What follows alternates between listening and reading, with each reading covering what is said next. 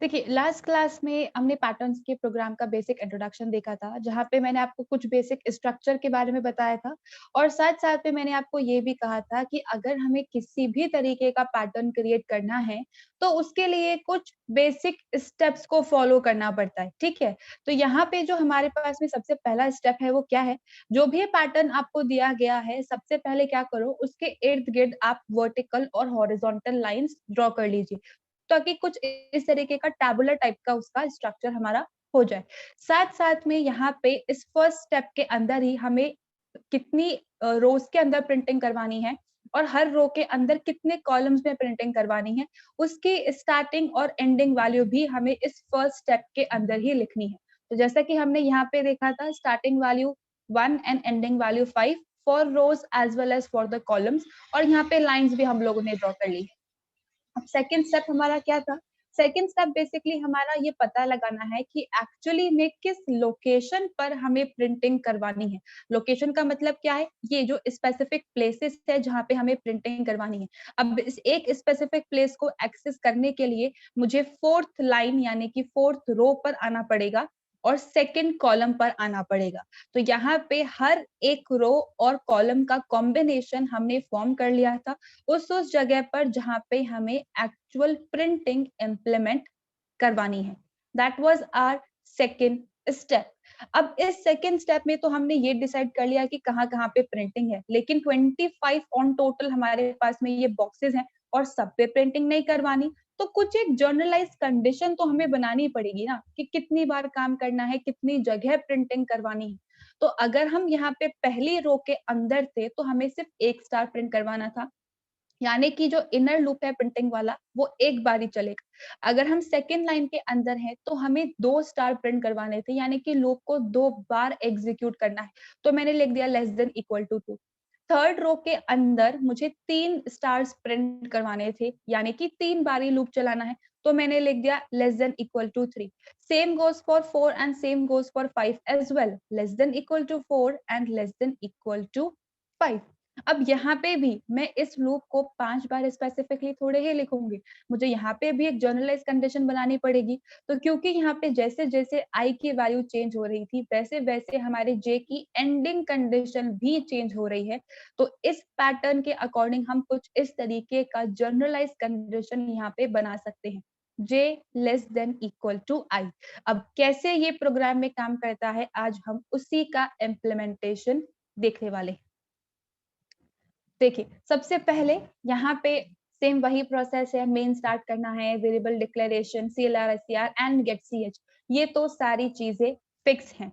तो यहाँ पे सेम वॉइड मेन। अब यहाँ पे जो वेरिएबल्स मैंने क्रिएट किए हैं, जो हमारा i वेरिएबल होता है, जो लाइन्स या रोज़ के लिए स्टैंड करता है, तो मैंने यहाँ पे उस i की जगह रो नाम का ही वेरिएबल क्रिएट कर लिया। रोज़ के लिए रो वेरिएबल और कॉलम्स के लिए कॉल नाम का वेरिएबल मैंने क्रिएट कर लिया है।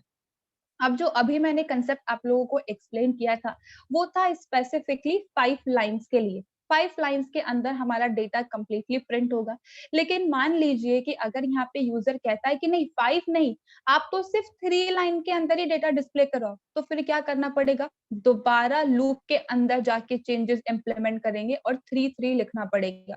मान लीजिए फिर कहता है 3 नहीं, अब तो 10 के अंदर डिस्प्ले करवाओ। तो फिर लूप के अंदर जाना पड़ेगा और फिर से 10 और 10 लूप में सेट करना पड़ेगा। तो ये तो फिर से हमारी मेहनत वाला काम हो गया। तो यहाँ पे मैंने क्या किया है, यहाँ पे मैंने एक यूज़र डिपेंडेंट प्रोग्राम क्रिएट किया है। आप बता दो आपको कितनी लाइन्स में डेटा को प्रिंट करवाना है, उतनी बार ही हमारा लूप चलेगा और उतनी बार ही प्रिंटिंग होगी। तो यहाँ पे यूज़र से इनपुट लेने के लिए मैंने लाइन नाम का वेरिएबल क्रिएट किया है। बेसिकली कितनी रोज़ में प्रिंटिंग करवानी है, वो इस वेरिएबल की वैल्यू से डिसाइड होगा। तो this is followed by CLR SCR। उसके बाद है हमारा printf statement enter number of rose. Scanf की हेल्प से मैंने लाइन नाम के वेरिएबल के अंदर इनपुट ले लिया है। मान लीजिए कि यूजर ने यहाँ पे लाइन के अंदर 3 इनपुट किया है, तो अब हमें करना क्या है, 3 लाइन के अंदर डेटा को डिस्प्ले करवाना है। 3 लाइन तक तो हम तब पहुंचेंगे ना जब हमारे पास में कोई स्टार्टिंग वैल्यू होगी। तो स्टार्टिंग वैल्यू हम 1 रख लेते हैं और एंडिंग वैल्यू हम 3 रख लेते हैं। प्लस प्लस करते जाएंगे तो फिर 1 फिर 2 फिर 3 इजिली 3 बार हमारा लूप चल जाएगा। तो सबसे पहला जो हमारा लूप चल रहा है that is for different rows, row is equals to 1। अब इसे कब तक चलाना है? जब तक हम 3 तक नहीं पहुंच जाते। और ये 3 किसके अंदर है? लाइन नाम के वेरिएबल के अंदर है। तो row is less than equal to 3, तब तक ये हमारा लूप चलेगा एंड रो प्लस प्लस। लेकिन यहाँ पे सिर्फ लाइन हम स्पेसिफाई कर दें उससे कुछ नहीं होता। हमें यहाँ पे क्या करना पड़ेगा? हमें यहाँ पे कॉलम्स में प्रिंटिंग करवानी पड़ेगी। सिर्फ टीआर टैग को क्रिएट करने से कुछ नहीं होता। टीआर के अंदर टीडी टैग क्रिएट करना पड़ता है और उसके बीच में डेटा को लिखना पड़ता है। तो वही सेम कंसेप्ट है। टीआर क्रिएट कर दिया, अब टीडी को क्रिएट करने की बारी है। तो यहाँ पे भी मुझे क्या करना है? जैसे जैसे मेरी रो की वैल्यू चेंज हो रही है वैसे वैसे मुझे कॉलम की वैल्यू को चेंज करना है। लेकिन काउंटिंग उसकी भी 1 से स्टार्ट होगी क्योंकि स्टार्टिंग वैल्यू 1 है। तो कॉल इज इक्वल्स टू 1। कब तक चलाना है? जब तक ये हमारी आई की वैल्यू के बराबर नहीं पहुंच जाता। क्योंकि अगर हम पहली रो में हैं तो सिर्फ 1 स्टार चाहिए, अगर हम दूसरी रो में हैं तो सिर्फ 2 स्टार चाहिए, तीसरी रो में है तो 3 स्टार चाहिए। तो जैसे जैसे ये चेंज होगा वैसे वैसे ही ये भी चेंज होगा। तो col is less than equal to row and col plus plus. अब जैसे ही हमारी कंडीशन ट्रू होंगी ये हमारा प्रिंटिंग होता रहेगा। पहली लाइन की जब प्रिंटिंग हो जाएगी तो उसके बाद मैंने यहाँ पे लिखा है प्रिंट एफ। नेक्स्ट लाइन में आने के लिए, और नेक्स्ट लाइन में आने के लिए we use slash n as a escape sequence. ये यहाँ पे नेक्स्ट लाइन को इंसर्ट करने का काम कर देता है। अब कैसे ये कंप्लीट कोड काम कर रहा है ये हम इस ड्राई रन से समझते हैं। जैसे कि मैंने आपको कहा, ज्यूम कर लीजिए लाइन के अंदर यहाँ पे 3 इनपुट किया गया है। अब हमारा ये लूप वाला पार्ट चलेगा। रो इज इक्वल्स टू 1, ये रहा row is equals to 1। Row is less than equal to line. Row के अंदर क्या है? 1 और लाइन के अंदर क्या है? 3। तो 1 is less than equal to 3। Condition हमारी ट्रू है। कंडीशन ट्रू होती है तो हम इस इनर वाले लूप पे आ जाएंगे। इस लूप के अंदर फिर से वेरिएबल दे दिया, फिर से लूप दे दिया जिसकी स्टार्टिंग वैल्यू है 1। ये रही कॉल की starting value 1। Col is less than equal to row. Col के अंदर भी 1 है और रो के अंदर भी 1 ही है। तो 1 is less than equal to 1। अब ये 1 जो है इस 1 से छोटा नहीं है पर इसके बराबर डेफिनेटली है। कंडीशन ट्रू हो गई। आ जाएंगे लूप के अंदर। लूप के अंदर क्या कह रहा है? एक एस्ट्रिक को प्रिंट कर दो। तो इस पहली बार जब हमारा ये लूप चलेगा और इसके रिस्पेक्ट में जब ये फर्स्ट टाइम हमारा लूप चलेगा तो होगा क्या? एक स्टार हमारी स्क्रीन पे प्रिंट हो जाएगा। अब जब ये स्टार प्रिंट हो गया है, लूप की बॉडी एग्जीक्यूट हो गई है, तो फिर क्या होता है? फिर हमारा इंक्रीमेंट वाला पार्ट एग्जिस्टेंस में आता है। तो कॉल के अंदर इंक्रीमेंट होके उसकी वैल्यू हो गई 2। अब यहाँ पे इसमें है 2 और इसमें है 1। ना 2 1 से छोटा होता है और ना ही उसके बराबर होता है। तो इस लूप का एग्जीक्यूशन हमारा ओवर हो गया। तो जब लूप का एग्जीक्यूशन ओवर हो जाता है तो कहाँ आ जाते हैं? उसके बाद लिखे हुए स्टेटमेंट पे। तो हम आ जाएंगे इस printf स्लैश एन पे। तो होगा क्या? इस एक स्टार को प्रिंट करने के बाद हम आ जाएंगे नेक्स्ट लाइन पर। ठीक है? अब जब हमारे सारे स्टेटमेंट्स एग्जीक्यूट हो गए हैं लूप के, तो फिर से इंक्रीमेंट वाला पार्ट एग्जीक्यूट होता है। तो रो में प्लस प्लस हो जाएगा, यानी कि रो के अंदर इंक्रीमेंट हो जाएगा। तो इट बिकम्स 2। पहले 1 था, अब 2 हो गया है। तो यहाँ पे 2 जो है वो अभी भी 3 से छोटा है। तो ये वाली लूप की कंडीशन हमारी ट्रू है। फिर से इस लूप के अंदर आएंगे। अब फिर से कह रहा है कॉल को 1 से इनिशियलाइज कर दो और तब तक चलाओ जब तक ये रो के बराबर नहीं हो जाता। चलो ठीक है, कॉल को 1 से इनिशियलाइज कर दिया। जब तक ये लेस देन इक्वल टू रो है, यानी कि जब तक ये लेस देन इक्वल टू रो है 2 है, तब तक ये काम करवाना है। तो 1 is less than equal to 2। Condition true है। फिर से आ जाएंगे लूप के अंदर तो हमारा एक एस्ट्रिक प्रिंट हो जाएगा। ये एक एस्ट्रिक हमारा ये वाला प्रिंट हो गया। उसके बाद क्या होगा? फिर से इंक्रीमेंट होगा कॉल के अंदर। इंक्रीमेंट होके इसकी वैल्यू भी हो गई 2। अब यहाँ पे 2 2 से छोटा नहीं है पर उसके बराबर डेफिनेटली है। तो फिर से कंडीशन ट्रू हो गई। तो फिर से printf एग्जीक्यूट होगा। तो फिर से एक एस्ट्रिक हमारी स्क्रीन पर प्रिंट हो जाएगा। ये प्रिंट हो गया। अब फिर से कॉल के अंदर इंक्रीमेंट होगा, इसकी वैल्यू हो गई 3। और 3 तो कभी जो है वो 2 से छोटा होता ही नहीं है ना। देखिए यहाँ पे तो ये कंडीशन हमारी फॉल्स हो जाएगी। हम आ जाएंगे इसके बाद वाले स्टेटमेंट पे, यानी कि printf स्लैश एन पे। तो इन 2 स्टार को प्रिंट करने के बाद फिर से हम आ जाएंगे नेक्स्ट लाइन के अंदर। नेक्स्ट लाइन के अंदर आने के बाद फिर से इसके अंदर इंक्रीमेंट होगा। Now it becomes 3। 3 से छोटा नहीं है, बट डेफिनेटली उसके बराबर जरूर है, यानी कि एक और बार ये हमारा लूप चलने वाला है। अब सेम वही कंसेप्ट, फिर से कॉल को 1 से इनिशियलाइज कर रखा है और बोल रखा है जब तक आप रो के बराबर नहीं पहुंच जाते तब तक चलाते रहो इस लूप को।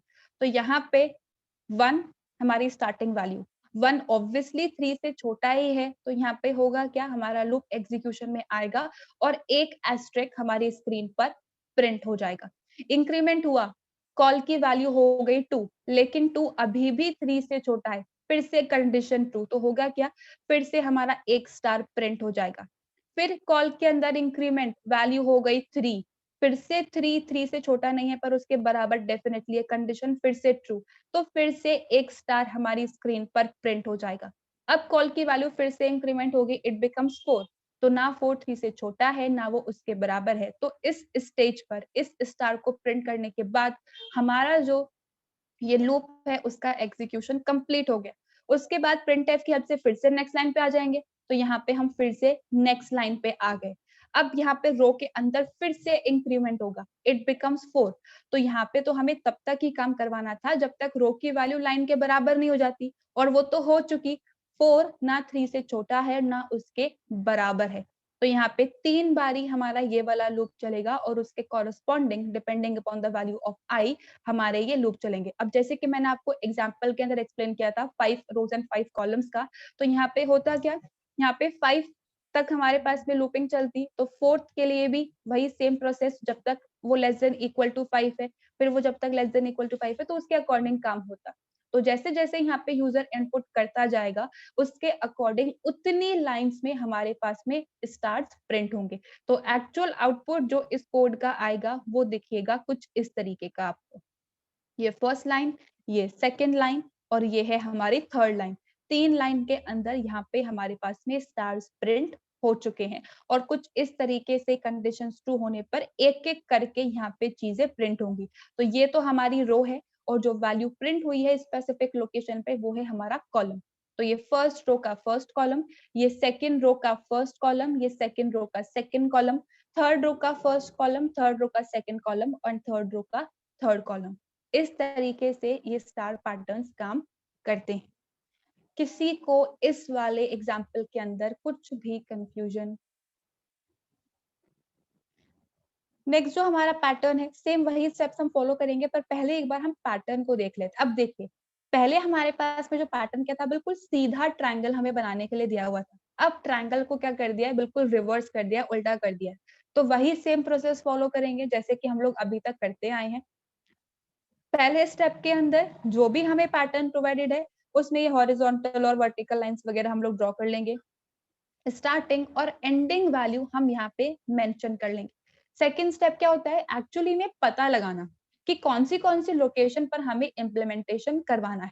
अब अभी के लिए ये जो मैंने रिवर्स ऑर्डर में नंबर लिखा है आप इसको भूल जाइए, इस रिवर्स ऑर्डर को भूल जाइए। हम यहाँ पे एक्चुअली में करवाते क्या है, कॉलम पे प्रिंटिंग करवाते हैं। तो कॉलम की लोकेशन को अगर अभी मैं देखूं, तो अगर हम इस पहली रो की बात करते हैं तो मुझे क्या करना है, इस जे के लूप को 5 बारी एग्जीक्यूट करना है, तभी तो 5 स्टार्स यहाँ पे प्रिंट होंगे।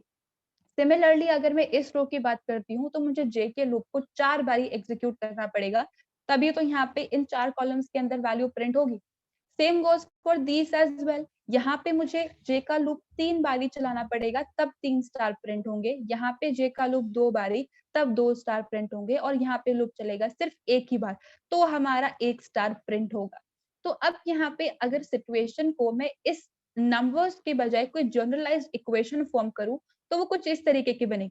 जब तक हमारा j less than equal to 5 है यानी कि 5 star, less than equal to 4 है यानी कि 4 star, less than equal to 3 है यानी कि 3 star, less than equal to 2 है यानी कि 2 स्टार और लेस देन इक्वल टू 1 है यानी कि 1 स्टार। तो ये तो समझ में आ गया, लेकिन मैं यहाँ पे कैसे इसे i से रिलेट करूं। तो अब यहाँ पे मान लीजिए अगर मैं i की वैल्यू लिखती हूँ 1 और मैं लिखती हूँ j is less than equal to i, तो होगा क्या, हमारे पहले वाले पैटर्न की तरह ये तो फॉर्म हो जाएगा। तो ये तो गड़बड़ हो गई, मुझे एक नहीं चाहिए, मुझे 5 स्टार चाहिए। मतलब यहाँ पर जो हमारे i की लास्ट वैल्यू है मुझे उससे फर्स्ट वैल्यू बनाना है। तो यहाँ पे हमने बहुत पहले जब फॉर लूप के एग्जांपल्स इम्प्लीमेंट किए थे, तो हमने कुछ एक डिसेंडिंग ऑर्डर टाइप की सीरीज करी थी हमने। आई थिंक आप लोगों को याद होगा। I is equals to 10, I greater than equals to 1 and I minus minus. तो यहाँ पे होता क्या था, 10 से लेके 1 तक की सीरीज रिवर्स ऑर्डर में प्रिंट होती थी। तो यहाँ पे भी मैं अगर I के लूप को उल्टा घुमा दूं, यानी कि रिवर्स के अंदर घुमा दूं, तो उसकी एंडिंग वैल्यू पहले आ जाएगी। पहले 5 आएगा, फिर 4 आएगा, फिर 3 आएगा, फिर 2 आएगा, फिर 1 आएगा। तो यहाँ पे होगा क्या, लूप तो हमारा पहली रो के लिए ही चल रहा है, लेकिन कितनी बार चलेगा वो हम डिसाइड करेंगे इस रिवर्स ऑर्डर के बेसिस पे। तो जब हमारी पहली रो एग्जीक्यूशन में आएगी, पहली बार हमारा आई का लूप चलेगा और मैंने लिखा है j is less than equal to i, यानी कि 5 बार हमारा इनर लूप चलने वाला है और 5 स्टार्स प्रिंट होने वाले हैं। आई के अंदर डिक्रीमेंट होगा, इसकी वैल्यू बन जाएगी 4। अब j less than equal to i है, यानी कि j जब तक 4 के बराबर या उससे छोटा है तब तक लूप चलाना है, यानी कि 4 बार ये लूप चलेगा और 4 स्टार प्रिंट हो जाएंगे। Same goes for these 3 as well. I की वैल्यू डिक्रीमेंट होके हो जाएगी 3। अब j less than equal to i है, यानी कि जब तक वो 3 से छोटा है, 3 के बराबर है, तब तक हमें काम करवाना है। तो 3 बारी यहाँ पे हमारा स्टार प्रिंट होगा। Same goes for these 2 as well. यहाँ पे डिक्रीमेंट होके फिर इसकी वैल्यू 2 हो जाएगी, फिर 1 हो जाएगी, तो j is less than equal to 2, यानी कि 2 star, and j is less than equal to 1, यानी कि 1 स्टार। अब जैसे ही वैल्यू 0 हुई इस लूप से बाहर, जैसे ही इसकी वैल्यू 0 हुई इस लूप से बाहर। तो यहाँ पे रिवर्स ऑर्डर मैंने क्या किया है, मैंने आई के लूप को उल्टा घुमा दिया, क्योंकि मुझे एंडिंग वैल्यू पहले चाहिए, उसके अकॉर्डिंग मेरा जे का लूप चलने वाला है। तो यहाँ पे स्ट्रक्चर हमारा वही रहेगा, वही आई का लूप रहेगा, वही जे का लूप रहेगा, वही printf एस्ट्रिक रहेगा और वही printf स्लैश n रहेगा। डिफरेंस क्या हुआ, डिफरेंस हो गया इन दोनों की स्टार्टिंग और एंडिंग वैल्यूज के अंदर। तो इसी तरीके से आपको यहाँ पे लूप को सॉरी जो पैटर्न्स है उनको जज करना है। यहाँ पे बस इन वैल्यूज में ही फेरबदल होता है और हमारे जो पैटर्न्स हैं उनका सीक्वेंस चेंज हो जाता है। बाकी बेसिक स्ट्रक्चर वही रहेगा जो हमने पहले वाले एग्जाम्पल के अंदर कवर किया है। इतनी बात समझ को आई, समझ में आई सबको? हाँ बिल्कुल, आई के अंदर डिक्रीमेंट होगा, अगर डिक्रीमेंट नहीं होगा तो हम 1 तक कैसे पहुंचेंगे, ये चीज तो है ही। किसी को और कुछ कंफ्यूजन इसके अंदर? प्रोग्राम देख ले हम। ऑलराइट, तो अब यहाँ पे जो प्रोग्राम है मैंने सेम उसी कंसेप्ट को फॉलो करते हुए यहाँ पे ड्राई रन क्रिएट किया है। यहाँ पे सेम मैं यूजर डिपेंडेंट प्रोग्राम क्रिएट करना चाहती हूँ। मुझे नहीं चाहिए कि हमेशा सिर्फ फिक्स 5 लाइंस के अंदर ही प्रोग्राम है, हमेशा सिर्फ फिक्स 10 लाइंस के अंदर ही प्रोग्राम है। यूजर इनपुट देगा और उसके बाद हम यहाँ पे काम करेंगे। एज आई वाज सेइंग कि यहाँ पे जो हमें प्रोग्राम बनाना है वो यूजर डिपेंडेंट है, तो मैंने यहाँ पे वही सेम वेरिएबल्स क्रिएट करे हैं, row variable and col variable for rows and for columns. और यूजर से इनपुट लेने के लिए मैंने यहाँ पे लाइन वेरिएबल क्रिएट किया है, कितनी लाइंस में उसे डेटा को डिस्प्ले करवाना है। देखिए नेक्स्ट यहाँ पे simple the variable declaration is followed by CLR SCR। उसके बाद यहाँ पे यूजर से इनपुट लेने के लिए printf enter number of rose and scanf %d address of line. तो जितनी भी लाइंस यूजर इनपुट करेगा उसके अकॉर्डिंग यहाँ पे काम होगा। अब मैंने यहाँ पे क्या किया है, मैंने यहाँ पे अज्यूम कर लिया है कि यहाँ पे यूजर ने जो लाइन इनपुट करी है वो है 3, बिल्कुल पहले वाले एग्जाम्पल की तरह मैंने यहाँ पे अज्यूम कर लिया है। अब यहाँ पे मैं ये कह रही हूँ कि अगर मैं आई के लूप को उल्टा चला दूं, रिवर्स ऑर्डर में चला दूं, तो उसकी मैक्सिमम वैल्यू मुझे पहले मिल जाएगी, फिर एक एक करके वैल्यू जो है वो कम होती जाएगी। तो यहाँ पे वही चीज मैंने इम्प्लीमेंट करी है। For row is equals to line, यानी कि रो की इनिशियल वैल्यू क्या हो गई 3 and row is greater than equals to 1, यानी कि जब तक हमारा इनिशियल वैल्यू जो 3 है वो 1 से बड़ा है तब तक काम करवाते रहना, यानी कि पहली, दूसरी और तीसरी 3 लाइंस में हमारे पास में डेटा आने वाला है। और उसके बाद मैंने रो में डिक्रीमेंट कर दिया। Followed by the next is for call is equals to 1, call is less than equal to row and call plus plus। अब यहाँ पे हर एक रो के अंदर स्पेसिफिक काम करवाना है। पहली रो के अंदर 3 स्टार आने चाहिए और वो 3 स्टार कब आएंगे, जब हमें पता पड़ेगा कि एक्चुअली में 3 बारी लूप चलाना है। तो यहाँ पे मैंने क्या किया है, इसको 1 से इनिशियलाइज करने के बाद लिख दिया है col is less than equal to row. Row की इनिशियल वैल्यू क्या है 3, तो जब तक 1 लेस देन 3 और इक्वल्स टू 3 यानी कि जब तक छोटा है और जब तक बराबर है तब तक हमारा काम होता रहेगा। तो 1, 2 एंड 3 3 बारी ये हमारा लूप चलेगा। उसके बाद मैंने यहाँ पे इस एस्टेरिस्क को प्रिंट करवाया, यानी कि 3 एस्टेरिस्क हमारे पास में प्रिंट होंगे। जैसे ही इस लूप का एग्जीक्यूशन ओवर होगा वैसे ही आ जाएंगे हम नेक्स्ट लाइन पे, यानी कि नेक्स्ट स्टेटमेंट पे। तो फिर से सेम वही डिक्रीमेंट वाला पार्ट, फिर 1 से लेके 2 तक चलेगा, फिर वही पार्ट, फिर इसकी वैल्यू 1 हो जाएगी तो 1 से लेके 1 तक चलेगा और एक स्टार प्रिंट होगा। अब ये कैसे काम करता है step by step dry run से समझते हैं। Initial value line is equals to 3, row के अंदर भी 3 है और जब तक ये 3 1 से बड़ा है और उसके बराबर नहीं हो जाता तब तक हमें काम करवाना है। तो कंडीशन ट्रू है, आएंगे हम इस वाले लूप पे। कॉल की वैल्यू मैंने 1 सेट कर रखी है और जब तक हम रो से छोटे हैं या उसके बराबर है तब तक काम करवाना है। तो 1 is obviously less than equal to 3, condition true है, तो कंडीशन ट्रू होने पे क्या होगा, लूप के स्टेटमेंट एग्जीक्यूट होंगे, यानी कि प्रिंट एफ और एस्ट्रिक।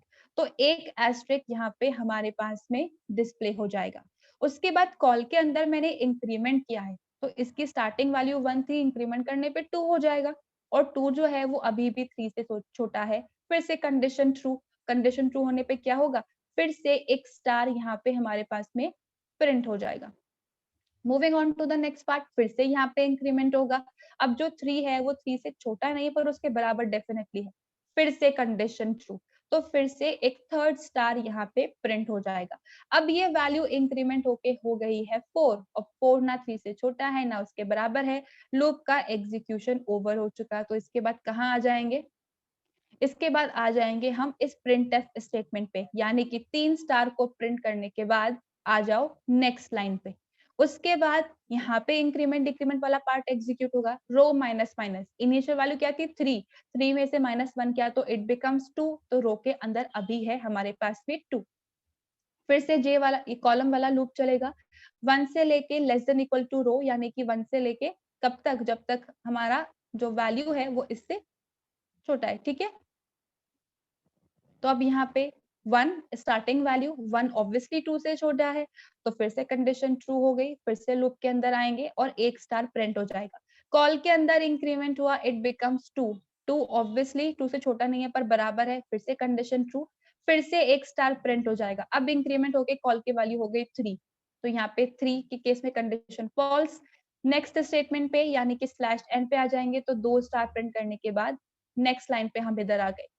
उसके बाद लास्ट टाइम एक और बारी डिक्रीमेंट होगा, क्योंकि अभी 1 तक नहीं पहुंचे ना, 1 तक काम करवाना है। तो 1 is less than equal to greater than equals to 1, of course condition true है, आ गए लूप के अंदर। अब यहाँ पे स्टार्टिंग वैल्यू भी 1 है और एंडिंग वैल्यू भी 1 है, तो एक बारी तो हमारा लूप चलेगा ही चलेगा। तो 1 is less than equal to 1, condition true, एक स्टार प्रिंट हो गया। उसके बाद कॉल प्लस प्लस 2, 2 1 से छोटा नहीं है, उसके बराबर भी नहीं है, ये एग्जीक्यूशन ओवर। फिर से आ जाएंगे नेक्स्ट लाइन पे। अब यहाँ पे फिर से एक और बार डिक्रीमेंट होगा, इट बिकम 0। अब जो 0 है ना वो 1 के बराबर है ना वो 1 से बड़ा है, तो हमारा ये वाला लूप भी कंप्लीटली एग्जीक्यूट हो चुका। उसके बाद यहाँ पे होगा क्या, हमारा जो फाइनल आउटपुट है वो कुछ इस तरीके का दिखेगा। 3 स्टार, फिर नेक्स्ट लाइन, फिर 2 स्टार, फिर नेक्स्ट लाइन, फिर 1 स्टार और फिर नेक्स्ट लाइन पे हमारा कर्सर जो है वो ब्लिंक हो रहा होगा। जैसे ही कोई भी की प्रेस करेंगे, एंटर या एस्केप, तो गेट ch की हेल्प से हम आ जाएंगे अपने एडिटर पे, दैट इज ब्लू स्क्रीन पे। तो इस तरीके से जो ये हमारा रिवर्स ट्रायंगल है वो काम करता है। इस प्रोग्राम में किसी को कुछ कंफ्यूजन